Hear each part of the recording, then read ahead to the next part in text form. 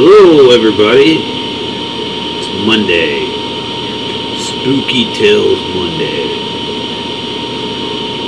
Oh, what have I got planned for you tonight? Well, let's see. Oh yeah, if you plan on getting your pictures in for the group photo, you get till Sunday, so I have time to group them all together and make the photo. And Sunday would be also the deadline for the Santa lists, and I'll start reading them next week.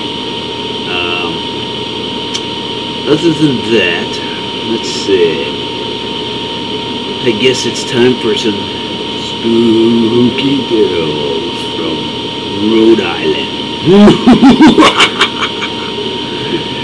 And we'll start off with the Exeter, E-X-E-T-E-R, Rhode Island. I don't know where that is, but the Chestnut Hill Cemetery.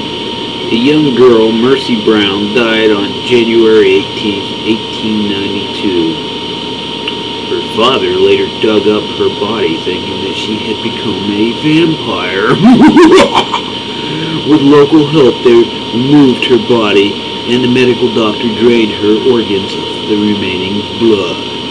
This violation of her grave has caused Mercy to appear in the graveyard at night. Many witnesses report seeing strange blue lights moving in the graveyard. And in the same town of Exeter, they got another listing for the vampire's grave, which I'm guessing they're talking about Mercy's grave. It says, a long winding road where you go over too many bridges, and at the end there is a church and a cemetery where there is a lady vampire buried. As you leave, supposedly when you go over the second bridge, the vampire appears to be in front of your car. A truck comes from nowhere and follows you all the way to the highway and then disappears. Mercy Brown in Vampire's Grave. There's a slideshow somewhere. I'll have to find that. It does look interesting. Okay, then we go on to Foster. Dolly Cole's gravesite. Dolly Cole, a suspected witch, lost her daughter to a house fire set by her neighbors thinking Dolly was in the house. She swore revenge on them all and is seen wandering around along the dirt road near her gravesite. Hauntings also include a spirit appearing to hunters on a private sportsmanship club while hunting and up on the lake on opening day of trout season. I guess if you want to see her in trout season or go hunting out that way. Then there's Providence, Rhode Island, Benefit Street.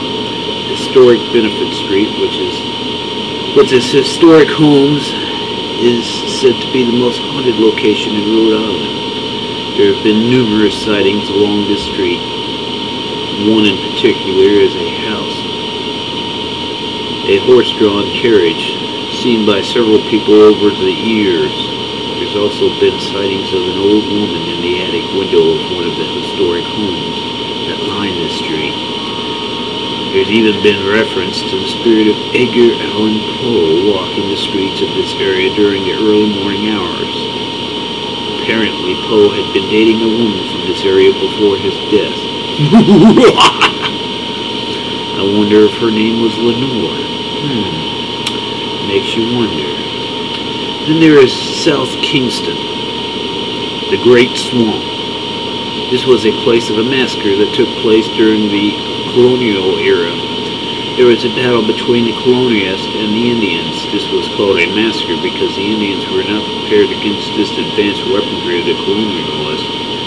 Now this place has been a burial ground of Indians. At night you can still hear the war cries and gunshots and screaming and crying that took place, and see Indians dressed in war regalia walking through the swamps. Very interesting. And that's your spooky tales for Rhode Island. And next week, I think I'll have to do my rendition of The Raven. I was going to do it tonight, but I figured I'll put it off. don't worry. Next Monday, Spooky Tales Monday, I shall do the Raven. And oh my Raven attire. So, have a good night.